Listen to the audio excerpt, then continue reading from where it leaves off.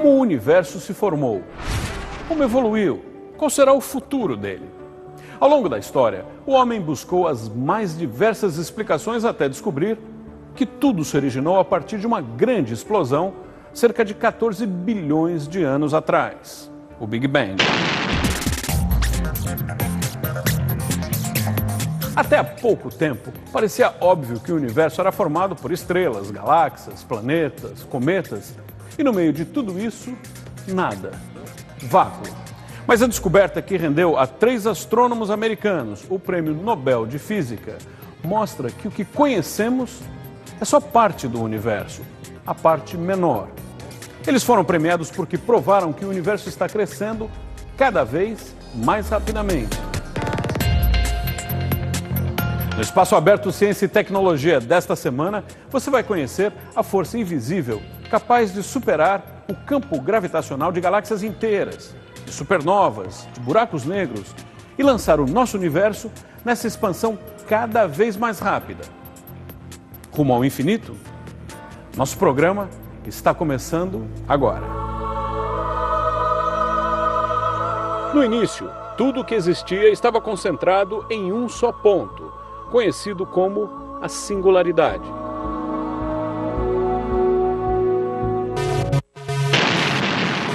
A grande explosão, ou Big Bang, que se seguiu, forjou com energia e velocidade extrema os blocos fundamentais do que chamamos universo.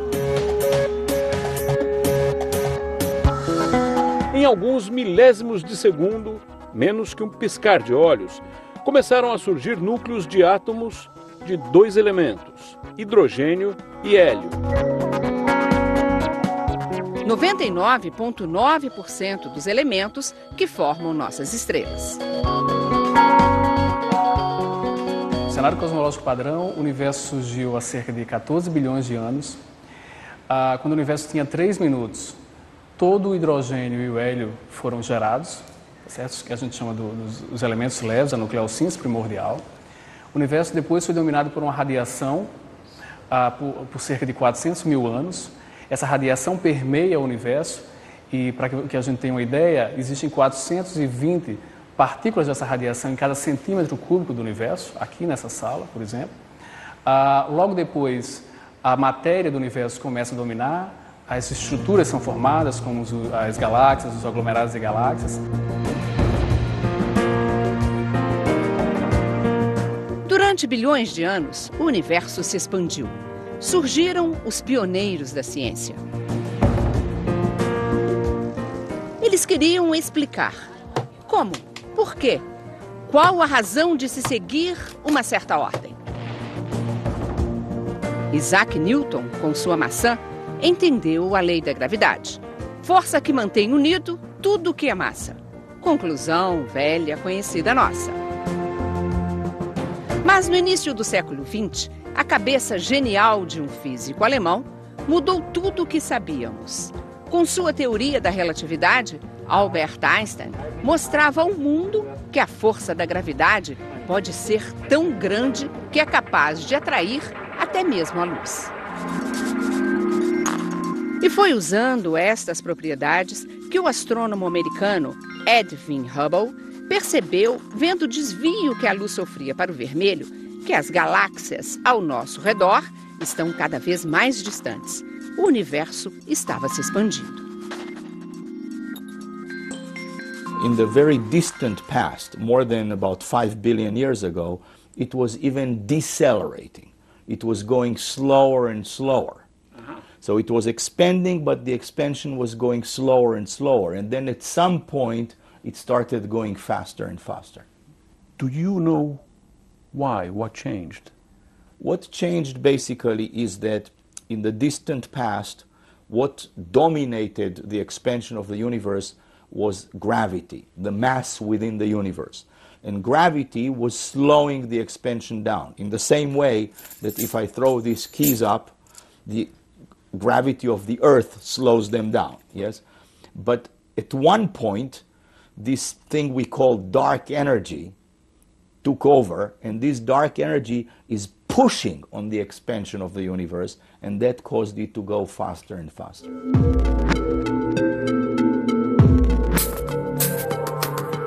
Pela física clássica, este universo, nascido de uma mega explosão, deveria se expandir de maneira uniforme. Com sua matéria, as estrelas e as galáxias que vemos nos céus se distribuindo da mesma forma, não importando a direção. Mas o que observamos contrariava o que esperávamos. Nós saímos de uma época não muito tempo atrás, antes dos anos 30, achando que o universo era aquilo que se via, e mal se conhecia o universo naquela época, para a presença de matéria escura, onde basicamente se tinha 80%, 70% do universo não era mais matéria normal, como eu, você, as estrelas, etc., para, nos últimos 30 anos, evoluir para um universo onde basicamente a matéria normal é só 4%. O resto disso tudo, além do problema da energia escura, que 70% do universo tem sempre 25%, 23% de um componente de densidade do universo que não é explicado. E isso é fascinante.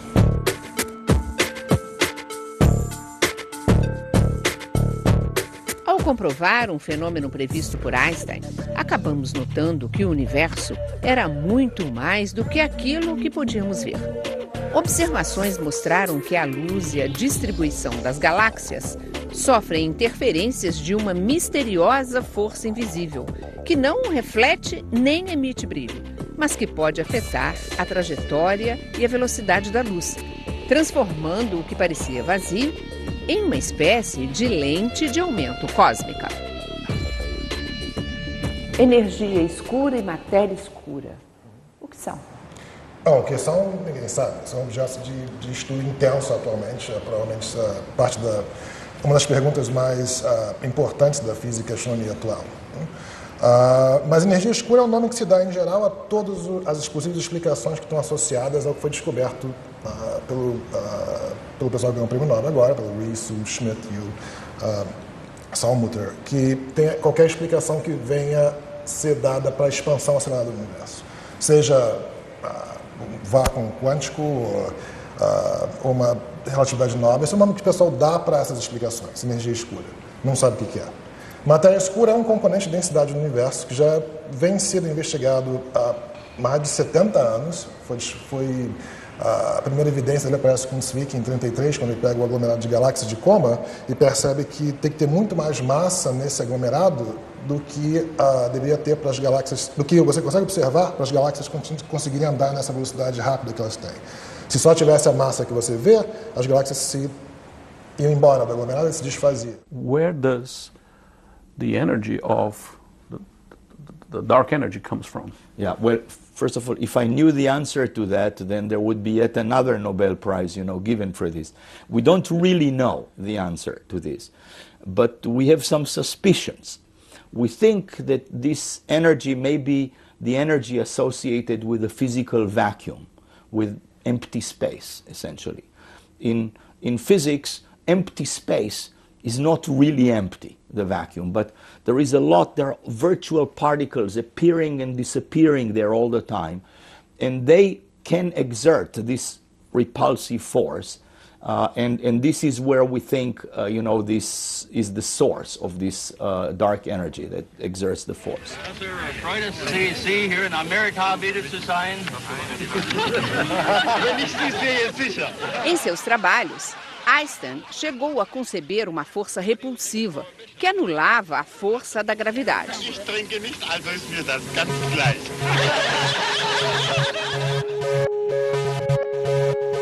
Mas as observações de Hubble e a ideia de que a gravidade seria o freio desta expansão o fizeram considerar sua constante cosmológica um grande erro.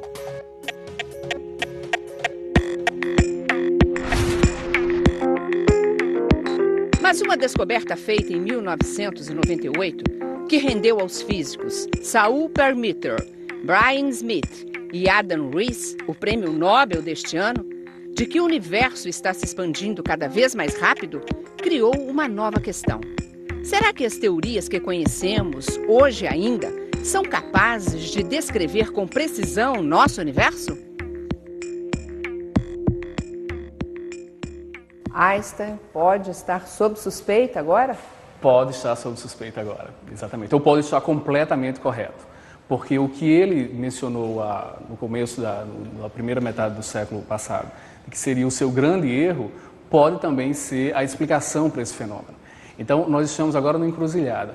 Ou Einstein está completamente correto, e a constante cosmológica que ele disse que era o maior erro da vida dele é a explicação para esse fenômeno, é o que faz o universo acelerar, ou pode ser que a gente precise realmente substituir a teoria de Einstein por uma teoria mais geral da gravidade para explicar esse fenômeno. Were you surprised when the expansion of the universe was proved? Because you talked about this for a long time. You wrote a book about this.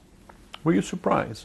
Yes, I was surprised. I was surprised because at the time, the addition of this dark energy, or sometimes it's called the cosmological constant, Einstein once put in his equations, and then he said it was his biggest blunder, took it out. Mistake, Yeah, took it out when the expansion of the universe was discovered. Because he put it in because he thought the universe was static. So he put it in so that this repulsion force will balance gravity, so it will keep the universe under its own weight, you know. But then when Edwin Hubble discovered that the universe is expanding, then Einstein said, oh, in that case I don't need that, and he took it out. So it looked kind of unnecessary. So I was surprised, I mean, when it was discovered that it's there. How does it make you change your understanding of everything? Well, you know, once you get used to it, you actually see that there are lots of beautiful things about this. For example, before we discovered that the universe is accelerating, we had a puzzle that it almost looked as if some star clusters within the universe are older than the universe itself, because we thought that the universe is expanding at a constant rate. And that, of course, cannot be. I mean, the daughter cannot be older than her mother, you know. And this acceleration actually solved that problem. It made the universe actually older than its oldest stars. So that was nice. There were other things that fit also nicely. I mean, we like to think that our universe is such that it is geometrically flat, a little bit like the geometry we learn in school. But before the discovery of this dark energy, then it didn't appear to be flat. I mean, all the mass, including even dark matter and so on, did not appear enough to make the universe flat. So, you know, that also was very nice that it turned out to be like this. So I would say that now in retrospect, I mean, this acceleration solved problems that we had before. A teoria de gravitação está incorreta. Isso mudaria. Isso é uma possibilidade que explica tanto a energia escura como matéria escura. São duas coisas separadas, mas que são misteriosas por tanto tempo que se nós vemos, por exemplo, o passado histórico, pode ser que a gente esteja chegando num momento de uma revolução científica, que vem uma teoria nova que explique os dois ao mesmo tempo. Isso seria absolutamente fundamental. Daqui a pouco, o que vemos pode nos ensinar sobre o que não vemos? O trabalho de pesquisadores brasileiros em busca da energia escura.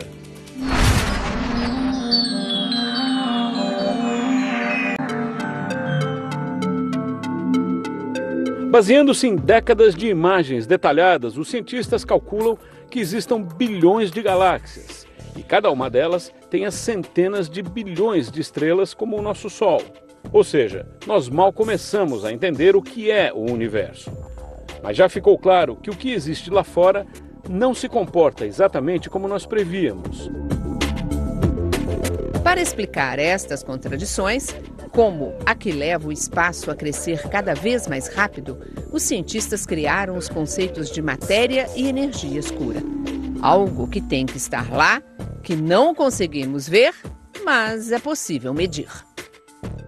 So dark matter is matter that we don't see. How do we know it's there if we don't see it? We see its gravitational effects. So for example, to hold galaxies together, they need more mass than the mass that we see. And it is that mass that we don't see, which does not emit light, that we call dark matter. That matter is supposed to be matter, which has gravity, like all matter, you know, and so on, and it is concentrated around, you know, galaxies, clusters of galaxies, and so on. Dark energy is not that at all. Dark energy is a form of smooth energy that permeates all space, and you know, this is why one of the possibilities is that it is actually associated with a vacuum. There is another possibility that it may be in the form of some field that also permeates all space, but it is a completely different thing, and it exerts this repulsive force. O que foi revelado ao mundo pelos cientistas que ganharam o Prêmio Nobel de Física é o resultado de informações feitas em vários países. Aqui no Brasil, o Renato Duppic e o Jailson Alcanis, do Observatório Nacional, participaram das pesquisas que podem ajudar a desvendar tantos mistérios. Se é uma coisa escura, invisível, se a gente não pode enxergar, como mensurar? Você pode ver os efeitos indiretos da matéria escura, porque ela, apesar de não absorver ou emitir luz, não interagir como matéria normal, ela é sujeita à gravitação. Então você pode perceber a interação gravitacional da matéria escura. Que importância hoje tem o Brasil e o estudo científico do Brasil nessas descobertas, nessas novas teorias internacionais sobre o universo? Olha, eu diria que o Brasil hoje tem grupos de pesquisa na área de cosmologia e energia escura. Há pessoas estudando esse fenômeno desde quando ele foi, desde quando a aceleração foi descoberta, desde 1998. Há grupos de pesquisa em praticamente todas as regiões do Brasil, fazendo um trabalho realmente interessante, certo? Tentando descobrir, desvendar esse fenômeno. Até muito recentemente era mais do ponto de vista teórico, certo? Tentando encontrar novas teorias que pudessem explicar esse fenômeno, mas recentemente nós temos também nos colocado dentro de trabalhos observacionais, tentando observar novas evidências para a energia escura e tentando melhor entender. Nesse sentido, um projeto particularmente interessante é o JPS, que é uma colaboração Brasil e Espanha, em que milhões de galáxias serão observadas, propriedades dessas galáxias serão observadas. E o projeto Pandora? O Pandora foi um projeto bem interessante que iniciou há 3 anos atrás num pedido também com Benítez para o Hubble, em que eles nos deram uma quantidade de dados de altíssima qualidade que permitiu que se fizesse uma comparação entre a emissão de raio-x, que esses aglomerados emitem raio-x, e a emissão e fazer um mapeamento de massa através de lente gravitacional, que foi feito em colaboração com outros pesquisadores aqui no Brasil, no IAG, e o Space Telescope Institute, e etc. E se percebeu que havia uma segregação entre a matéria normal e a matéria escura. Essa, na realidade, é um dos métodos mais interessantes, mais eficientes de mostrar que a matéria escura está lá. Ela não é só inferida indiretamente através da velocidade das galáxias no aglomerado, mas você consegue ver porque os dois componentes que os aglomerados colidem se separam um do outro. Imagine dots painted on the surface of a balloon, okay? Just painted. The dots themselves, of course, don't move, they are painted. But suppose now I inflate the balloon, then the dots, of course, get away from each other, right? And so on. So what happened? It's not that the dots moved, it is really just the space between them that stretched. Right. There is no limit on how fast space can stretch. The space can stretch way faster than the speed of light, and in fact we believe it has done so in our universe in the period that we call inflation. It has expanded much faster. The points themselves don't move. It is, things that have matter or energy to them that cannot move faster than light. But space can stretch faster than light. What is the future then for the universe? So again, we don't know. But, if indeed dark energy is this energy of the vacuum, then that this energy of the vacuum behaves like we think it behaves right now, then the expansion of the universe will accelerate forever. And a long time from now, maybe 1 trillion or so, a couple of trillion years from now, what will happen is that, if you lived in our galaxy, you will not see any other galaxy. Há muitas implicações se acha que estiver errado. Eu vou mencionar uma que a mim me parece particularmente interessante, que é a possibilidade do nosso universo estar imerso numa dimensão espacial extra. Nesse sentido, nós vivemos o que a gente chama de membrana, imerso numa nova dimensão, numa dimensão extra, e o efeito dessa dimensão sobre o nosso universo é justamente acelerar esse universo que a gente vive. Então, isso constitui uma quebra da teoria da relatividade geral. A gente tem que partir para uma teoria mais geral de gravitação que permite a existência dessa dimensão extra. We once didn't know what atoms were. We once didn't know why there are so many atoms as there are. We didn't even know that you can take a hydrogen atom and it can be at different energy levels, you know, and so on. All of those you might have thought were different particles, you know, and so on. So this is how science progresses. I mean, we have discovered lots of elementary subatomic particles, you know, like quarks and so on, and neutrinos and, you know, particles like this, which we didn't know about before. Dark matter may be these types of particles. We have not yet discovered them in the laboratory, but with some luck we will, you know, in the not too distant future. Dark energy, I admit, is a little bit tougher because it's associated with a vacuum, but even that we have seen already. Na história do universo, o tempo é medido em bilhões de anos. Mas o ser humano precisou só de alguns séculos para ver que realmente entre o céu e a Terra existem mais coisas do que nós imaginamos.